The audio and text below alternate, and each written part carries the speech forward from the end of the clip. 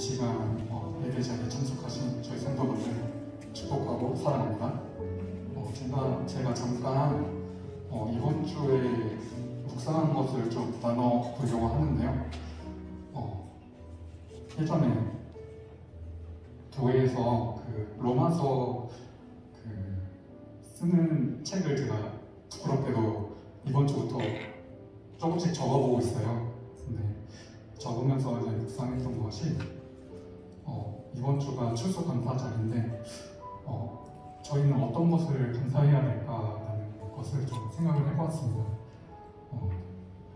1년간 저희를 건강하게 해주시고 그리고 부족함 없이 재물도 채워주시고 모든 것을 채워주신 것에 감사한 마음이, 그런 것도 감사한 마음이 있지만 제일 저희가 감사해야 될 것은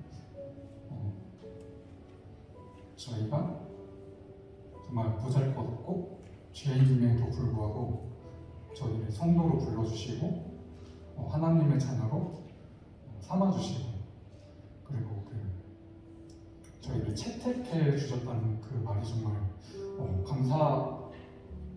그게 제일 감사하다고 좀 느꼈어요. 그래서 저희를 죄인임에도 불구하고 자녀 삼아주시고 그리고 성도를 삼아주신 지금 그 하나님을 찬양하려고 합니다. 나 같은 죄인 살리신 찬양하겠습니다.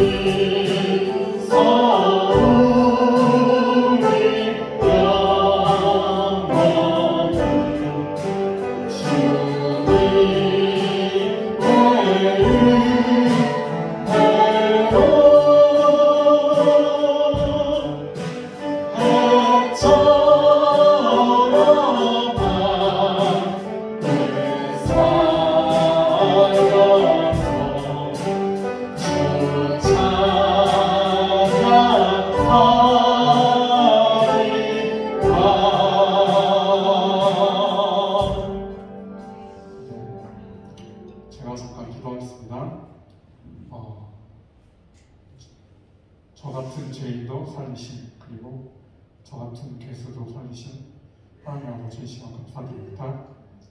하나님이 주신 그 은혜로 세상을 살아가면서 죄의 성에 굴복하고 쓰러져가는 저희의 모습을 보면서 참 슬퍼하시는 하나님 아버지의 모습을 생각만 하면 정말 마음이 미어지고 그 마음을 알지도 못하는 저희를 참 용서해 주시옵소서. 이 시간 주님이 주신 그 큰 은혜가 감사하여 찬양을 드리기 원합니다. 하나님 받아주시옵시고 하나님 또한 저희에게 은혜 주셔서 말씀으로 깨우쳐 주시옵소서. 모두 기도 예수 그리스도의 이름으로 기도드립니다. 이 시간 박수 치면서 무화과 나무 잎이 마르고 찬양하겠습니다.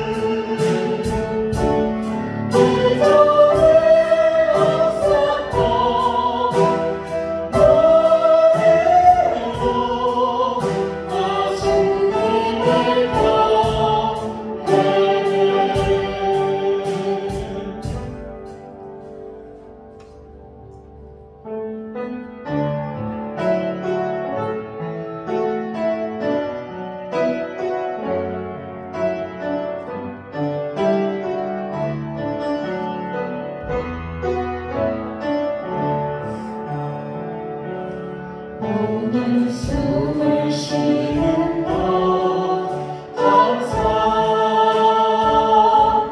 나를 구원하신 너 감사 내 뜻대로 안 되고 주가 인도하신 것 모든 것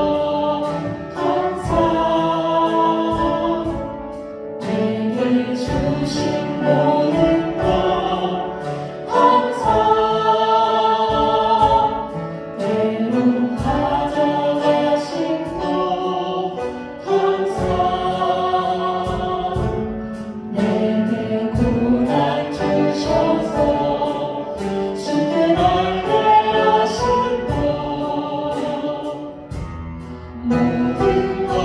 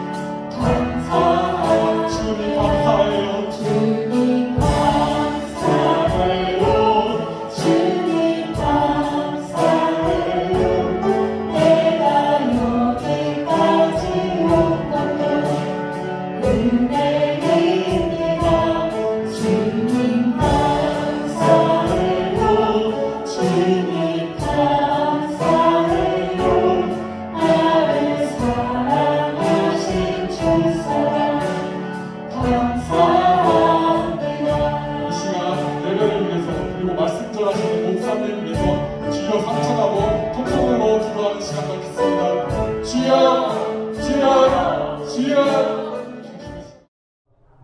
할렐루야. 하나님 말씀은 시편 136편 보도록 하겠습니다. 시편 136편 시편 136편 23절입니다. 시편 136편은 다 감사해요. 하나님이 하나님 되심을 감사, 또 우리의 과거가 이 모양 저 모양 악한 모양인데 이것도 품어주셔서 감사. 또 오늘 말씀은 23절인데요. 우리 다 함께 자리에 일어나서 주의 말씀을 경외함으로 이렇게 봉독했으면 좋겠습니다. 시편 136편 23절을 우리 다 함께 주님 앞에 올려드립니다. 우리를 비천한 가운데서도 기억해 주신 이에게 감사하라. 그 인자하심이 영원하미로다. 우리 한 번 더 읽어볼까요? 우리를 비천한 가운데서도 기억해 주신 이에게 감사하라.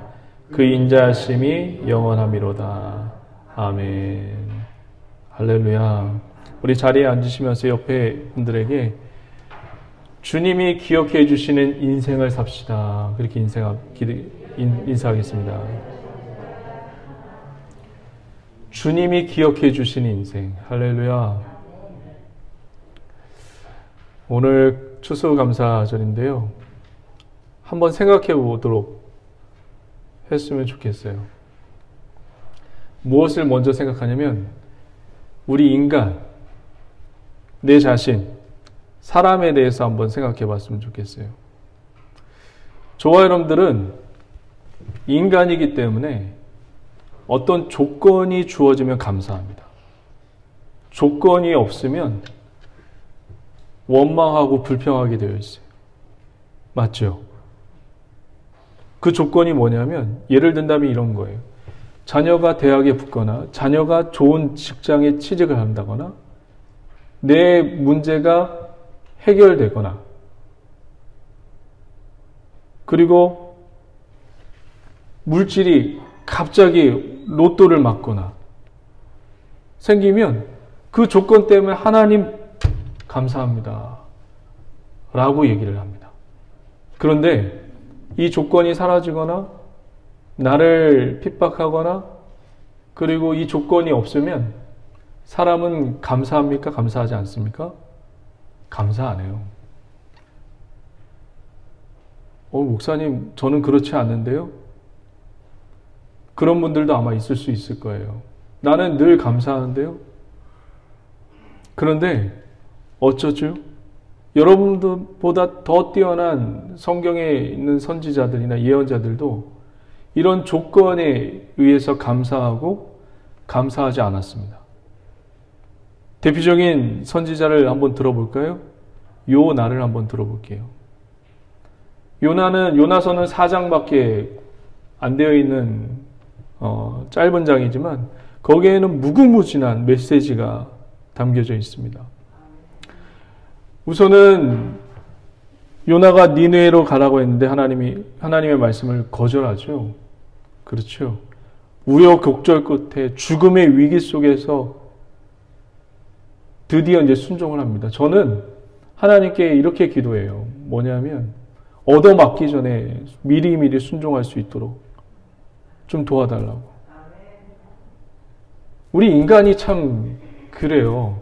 얻어맞고 문제가 생기고 아픈 일이 생기고 그래야지 순종을 해요. 요나가 얻어맞고 순종을 이제 합니다. 순종을 하고 니느웨 성에서 복음을 전하죠. 이 복음이 뭐냐면요. 하나님을 믿으세요라고 하는 게 아니라 요나가 니느웨 성에서 전했던 이 복음은 뭐냐면 니네들 회개 안 하면 죽는다는 얘기예요.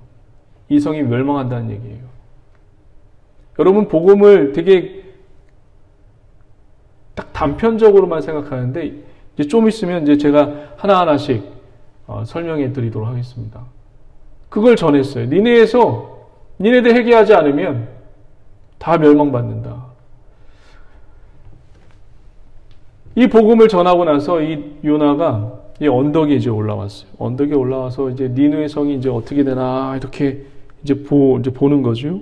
언덕에 올라와서. 근데 너무 더운 거예요. 그 사막 날씨에 너무 더우니까 와 진짜 막 속으로 막 선지자지만 이런 말도 아마 했을 것 같아. 미치겠다. 야 진짜 이거 너무 덥다. 이거 어디 언덕에 와서 저 니느웨 성을 좀 구경하려고 하는데 이게 야 이거 어떻게 해야 되냐. 근데 하나님께서 박넝쿨을 여러분 박넝쿨이 하루 만에 자라요? 근데 하루 만에 박넝쿨 하나님이 자라게 하셔서 입이 이따만하게 크게 해서 이 요나가 햇빛을 막는 그늘을 삼아 주십니다. 이게 하나님의 능력이에요. 믿으십니까? 하나님은 하루 만에도 이렇게 박넝쿨을 자라게 하실 수 있는 능력의 하나님이시는 믿으십니까? 이 박넝쿨의 그림자로 인해서 그늘로 인해서 이렇게 편안하게 있는데 니느웨 성도 괜찮고 하루가 지났는데 멸망하지 않는 거예요. 요나가 그 다음에 왜 이렇게 니느웨 성이 가만히 있지? 멸망당한다고 했는데 그런데 하나님이 뜨거운 바람을 갑자기 불어 닥치게 하고 벌레를 보내셔서 박넝쿨을 또 그 즉시 말라 비틀어지게 하고 없애버립니다. 그러니까 또 햇빛이 다가오죠. 이때 요나가 어떤 반응을 하냐면 박넝쿨이 생길 때는요. 성경에 뭐라고 나와 있냐면 크게 기뻐했다라고 나와 있어요. 크게 감사했다고 나와 있어요. 이 조그만 것에. 근데 박넝쿨이 사라지고 뜨거운 햇빛이 비추자 뭐라고 얘기하는 줄 아세요? 요나가? 내가 성내는 것이 죽기까지 합당하다고 그렇게 이야기한 사람이 요나예요. 어떤 조건에 감사하는 사람이 이 요나 선지자였어요. 저와 여러분들도 마찬가지예요. 저와 여러분들도 어떤 조건에 의해서 감사하고 이 조건이 이루어지지 않으면 불평하고 원망하는 게 그리스도인이 아니라 모든 사람들의 모습입니다. 그리스도인들만 이런 게 아니라 모든 사람이 똑같아요. 어떤 조건이 충족되면 감사하고 충족이 안 되면 원망하고 불평하는 게 우리 인간이에요. 이게 인간이에요, 이게. 나한테 잘하는 사람이 있으면 아이고 감사합니다. 나한테 잘못하는 사람이 있으면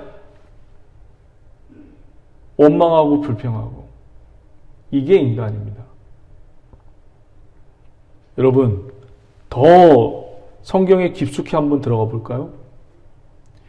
출애굽을 이스라엘 백성이 합니다. 애굽에 종살이를 하고 있다가 노예로 있다가 하나님이 모세라는 선지자를 통해서 이스라엘 백성을 애굽 땅에서 홍해를 건너게 하시죠. 홍해. 이 큰 기적을 맛봐요. 사람들이. 이 큰 기적을 맛봐도 하나님을 따릅니까? 안 따릅니까? 안 따라요. 그때뿐이에요. 출애굽기 15장에 보면 모세가 노래를 하고 미리암이 노래를 하고 막 난리가 났어요. 하나님 감사합니다. 이 홍해를 건너게 하시고 할렐루야 말과 그 탄자를 바다에 던지셨네 하면서 막 이스라엘 백성이 막 신났어요. 그런데 그 다음에 하나님이 이들에게 던져주는 환경과 상황은 뭐죠? 광야로 던져지니까 뭐가 없어요? 물이 없어요. 근데 그 물을 먹으려고 했더니 물이 어떤 물이에요? 쓴물이에요. 쓴물을 만나서 먹으니까 이게 못 먹는 거예요. 이게 소금물인지 뭔지 그래서 이스라엘 백성이 그 전날에는 큰 감사하고 막 모세가 노래하고 미리암이 노래하고 막 그랬는데 쓴물 만나니까 어떻게 했어요? 어떤 조건이 나에게 충족되면 감사하고 쓴물을 만나니까 어떤 표현이 뭐라고 해야죠? 우리 출애굽기 한번 볼까요? 출애굽기 15장 한번 보도록 하죠.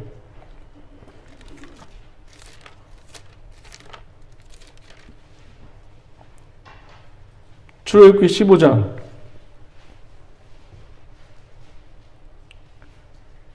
24절 한번 보도록 하겠습니다. 이게 인간이에요. 이게 인간. 이게 그리스도인이 아니라 모든 인간들이 똑같아요.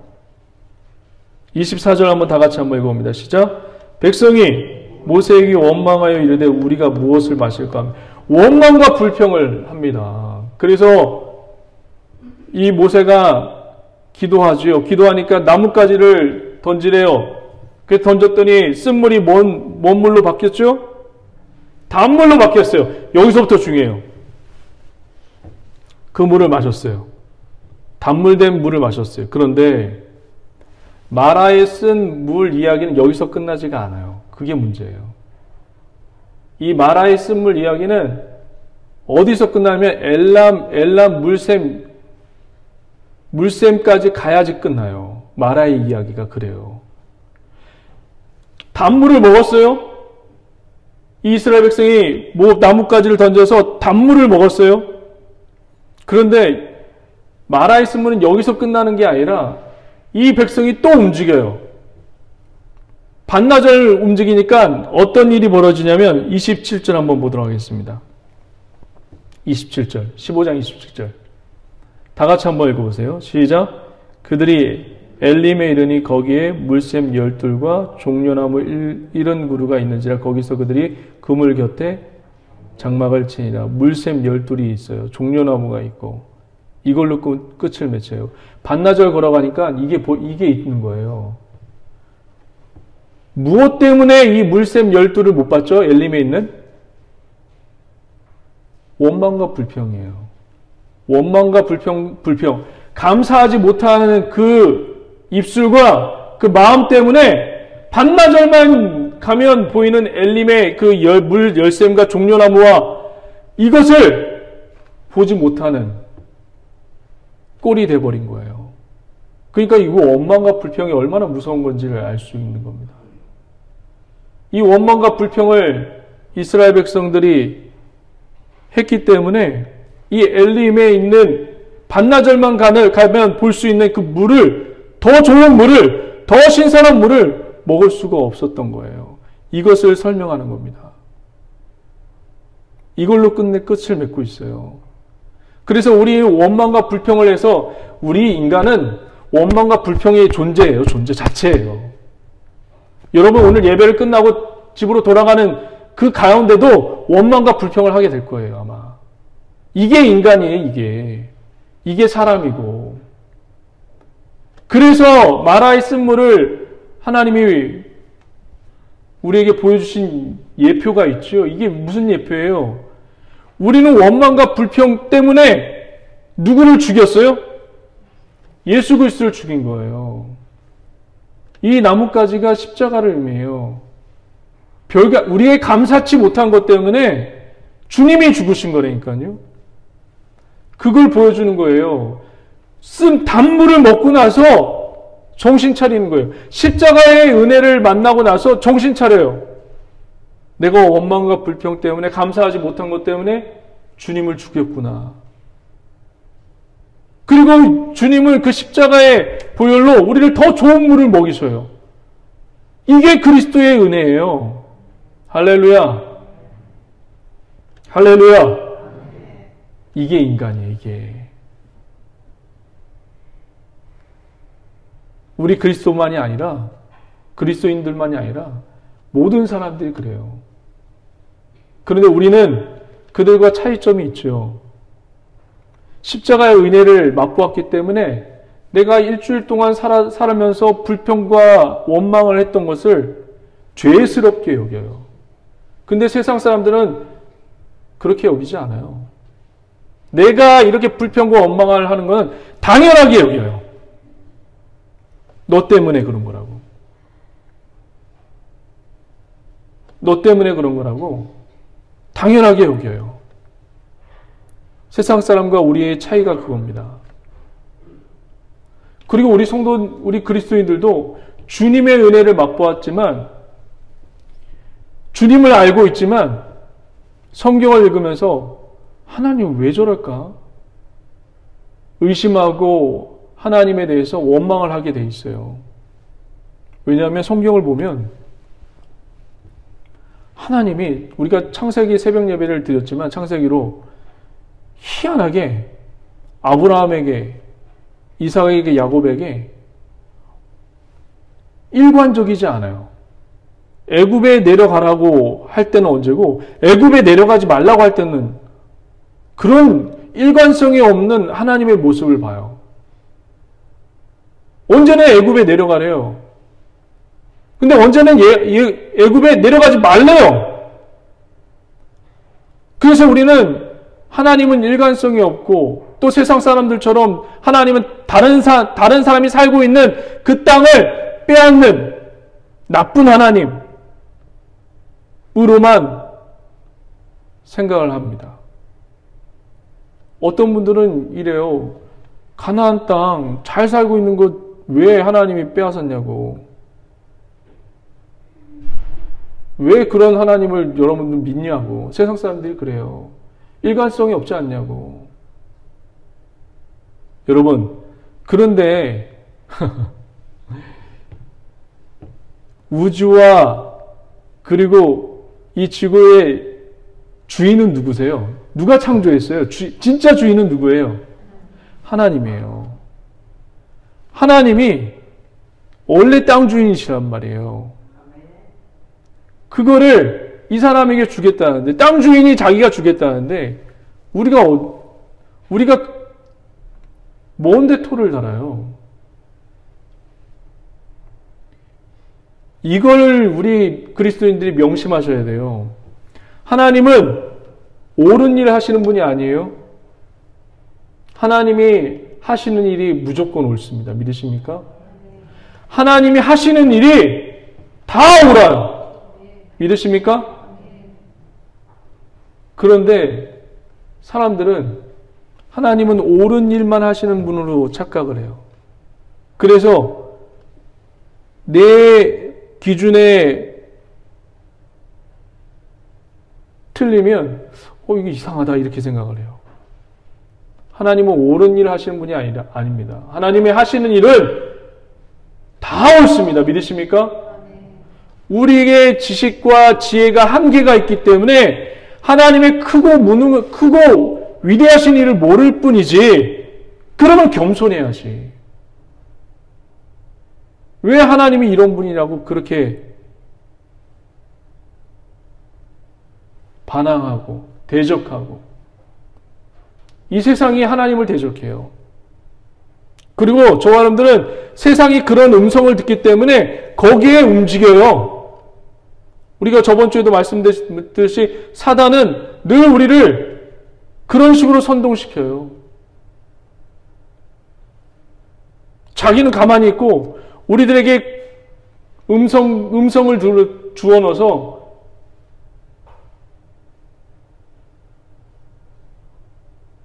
하나님을 대적하는 자리에 서게 합니다.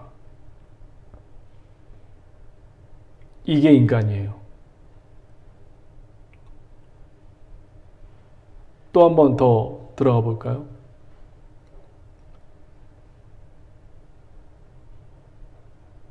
늘 감사하지 않고 원망과 불평으로 그리스도를 죽이고. 우리 다시 한번 시편을 한번 넘어왔으면 좋겠어요. 시편 136편.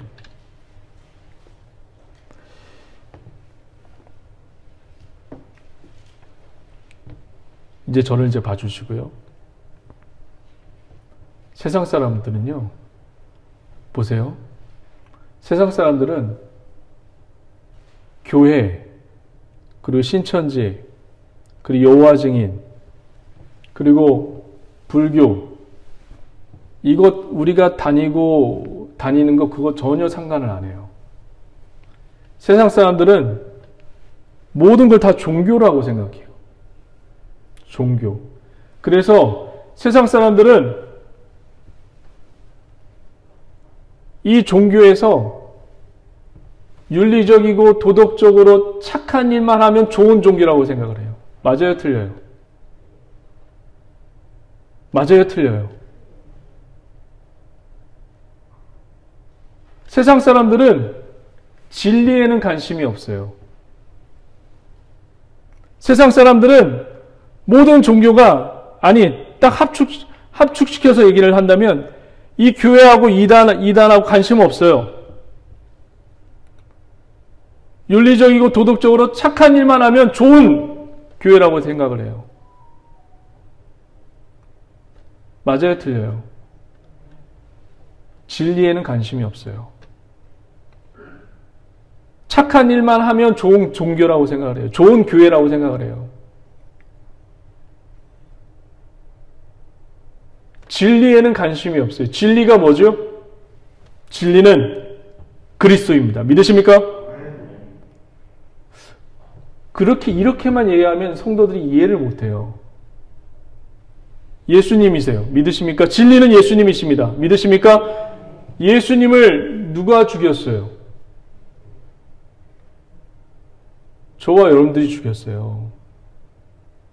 이게 또 진리예요. 저와 여러분들이 죽였는데 며칠 만에 다시 부활하시죠? 3일 만에 부활하세요. 이게 진리예요. 우리 인간은 예수님을 예수님을 죽일 수 있는 그런 존재이기 때문에 그 죽인 것 사실조차도 잊어요, 잊지 않아요? 잊어요. 이게 또 진리예요. 저와 여러분들 가만히 놔두잖아요?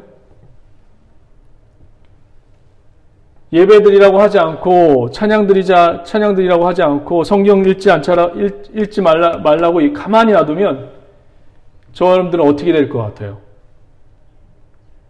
하나님을 잊어요, 안 잊어요? 잊어요. 이게 진리예요. 여러분들을 가만히 놔두면, 영적으로 가만히 놔두면 하나님을 잊을 수밖에 없는 존재예요. 하나님을 죽이기도 하고 가만히 놔두면 하나님을 잊어버릴 수 있는, 하나님을 기억하지도 못하는 그런 존재가 저와 여러분들이에요. 이게 진리예요. 할렐루야. 그런데 23절 한번 보도록 하겠습니다. 23절. 시편 136편 23절 다 같이 한번 읽어봅니다. 시작.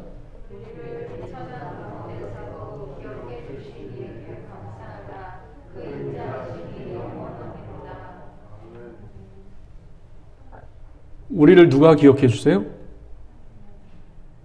하나님이 기억해 주시는 게 또한 진리예요. 할렐루야. 우리가 하나님의 기억하심을 받아야 돼요. 모든 구원이 거기서부터 시작이 돼요. 하나님이 기억하심으로 말미암아 우리 구원이 시작되는 것을 믿으시길 바랍니다.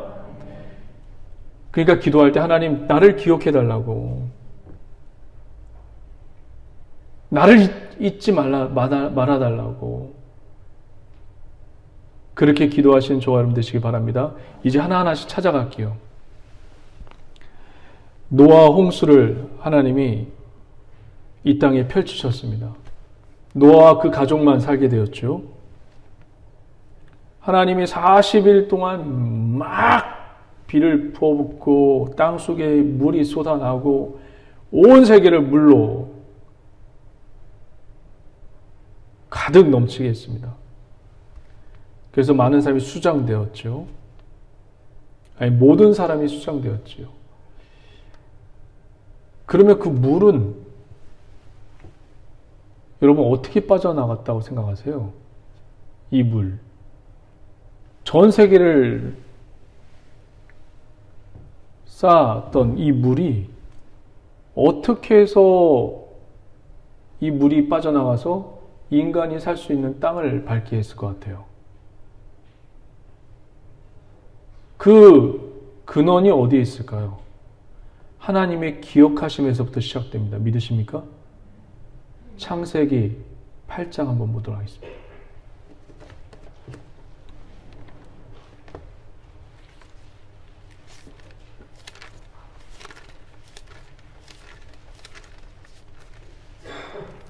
많은 분들이 이 물이 그냥 자연적으로 빠진 걸로만 생각을 해요. 어리석습니다. 이 물이 빠지려면 하나님의 기이하고 특이한 방법으로밖에 빠지는 방법밖에 없어요. 근데 많은 분들이 시간이 흐르고 물이 태양에 비치고 그래서 물이 빠졌다고 생각을 합니다. 8장 1절 한번 보도록 하겠습니다. 창세기 8장 1절 다 같이 시작. 하나님이 노아와 그와 함께 방주에 있는 모든 들짐승과 가축을 뭐라고요? 기억하셨기 때문에 물이 빠지는 거예요. 할렐루야. 볼까요? 계속 읽어볼까요? 기억하사 하나님의 바람을 땅 위에 불게 하심에 물이 줄어들었고. 할렐루야. 하나님의 구원과 우리의 삶의 시작은 하나님이 기억하신 것에부터 시작하는 거예요. 믿으십니까? 그러니까 저 여러분들 하나님 기억하여 주옵소서. 나 좀 기억하여 주시옵소서. 오늘도 그렇게 기도하실 수 있는 저와 여러분 되시길 주의 이름으로 간절히 축원드립니다. 우리가 출애굽기를 지금 아까 전에 봤는데 이 애굽에서 종살이를 하고 있었던 이 이스라엘 민족 400년 동안 노예 생활을 하고 있었어요. 애굽의 감독관에 맨날 채찍을 맞고 그 피라미드를 만들려는 그 돌을 만들고 그 뜨거운 땡볕 아래 400년 동안 거의 애굽 사람들이 한 것처럼 보이세요? 다 노예와 정복전쟁에서 포로를 데리고 와서 그 피라미드를 만들고 스핑크스를 만들고 그렇게 대제국을 이루어왔던 거예요. 애굽의 감독관에 의해서 노예들은 채찍을 맨날 맞고 그렇게 해서 400년 동안 힘들게 살았던 이 민족을 하나님이 구원해 내시죠. 구원해 내신 그 발걸음 기초가 뭔지 아세요? 많은 분들이 이스라엘 민족이 하나님께 부르짖고 탄식을 해서 하나님이 그것을 들으셨기 때문에 기도했기 때문에 하나님이 그 기도의 부르심 때 들으시고 구원해냈다고 생각을 합니다. 천만의 말씀이에요. 여러분, 이 이스라엘 민족이 홍해를 건너고 나서 뭘 했습니까? 하나님이라고 하면서 뭘 만들었어요? 금송아지를 만들었어요. 광야 내내 하나님을 알기는 뭘 알아요? 40년 내내. 늘 불순종하고 불평하고 원망하고 하나님을 대적했던 사람들이 이스라엘 민족인데 하나님의 신앙이 뭘 있겠어요? 애굽에 400년 동안 있었는데 하나님 앞에 다니엘 기도해가지고 21일 동안 다니엘 기도해서 하나님 부르짖어서 그들을 구원해냈는 줄 아세요? 인간의 노력과 인간의 열심과 인간의 그런 기초적인 거 하나도 없어요. 의지도 없어요. 하나님이 이들을 어떻게 구원했냐면 기억하사 구원해내십니다. 할렐루야. 출애굽기 한번 보도록 하겠습니다. 출애굽기 3장.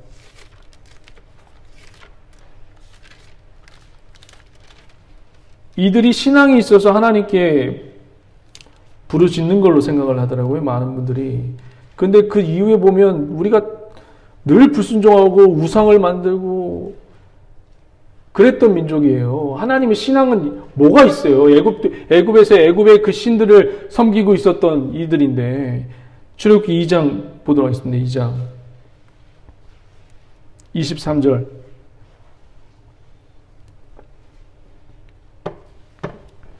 이걸 보고 착각을 많이 하시더라고요. 23절 2장 23절 다 같이 한번 읽어봅니다. 시작. 여러 해 후에 외구방은 죽었고 이스라엘 자손 고된 노동으로 말미암아 탄식하며 부르짖으니 그 고된 노동으로 말미암아 부르짖는 소리가 하나님께 상달된지라. 이것 때문에 이들이 하나님께 기도한 줄 알아요. 천만의 말씀이에요. 그냥 이거예요. 아, 힘들다. 이거예요. 이거. 작은 신음에도 하나님이 응답하시는 이들의 뭐 어떤 노력과 하나님을 찾는 그 열심 때문에 하나님 응답하시 그게 아니에요. 그러니까 저와 여러분들이 자랑할 게 아무것도 없는 거예요. 이 자리에 오신 저와 여러분들이 하나님 앞에 자랑할 게 아무것도 없어요. 교회 안에는 두 종류의 성도가 있죠. 좋은 성도와 나쁜 성도. 바리새인과 세리의 신앙. 좋은 성도는 늘 주의 보혈의 공로에 힘입어서 하나님 나는 죄인입니다. 주님의 보혈로 덮어주셨기 때문에 내가 살 수 있었던 것입니다. 라는 게 좋은 성도예요. 그 다음 절 한번 볼까요? 24절. 다 같이 한번 읽어봅니다. 시작.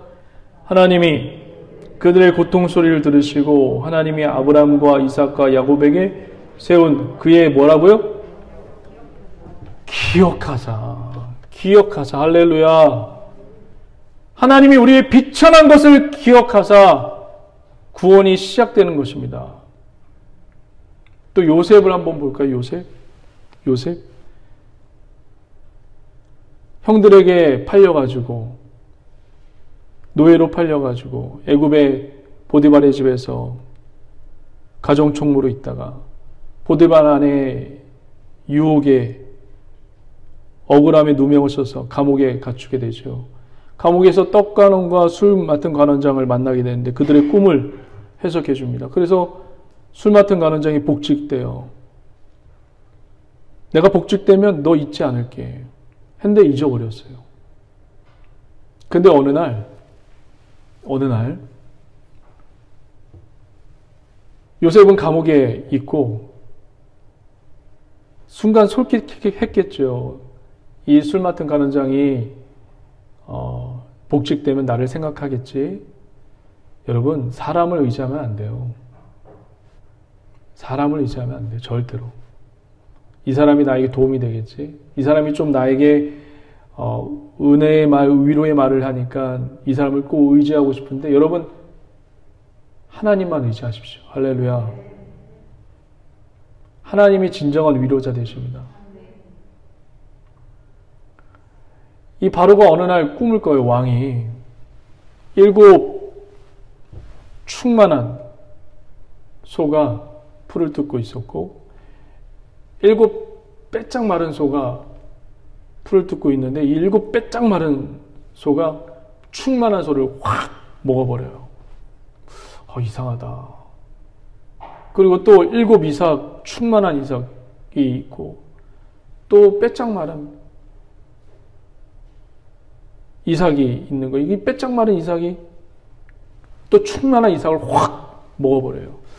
그 꿈을 꿔 너무 이상하고 막 소름이 끼쳐가지고 애굽의 똑똑한 사람, 지혜로운 사람, 점술가들 다 불러가지고 이 꿈이 무슨 뜻이냐 근데 하나도 해석을 못하는 거예요.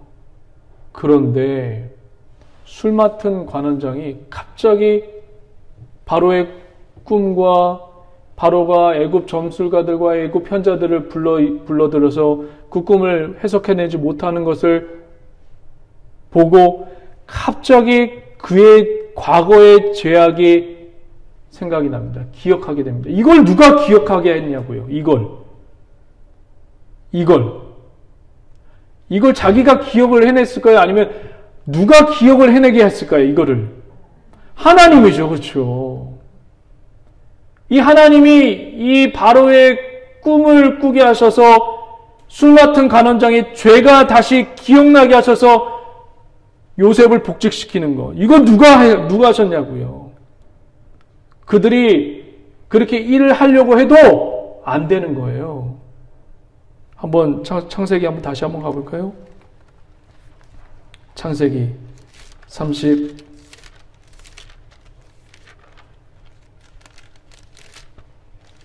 41장입니다.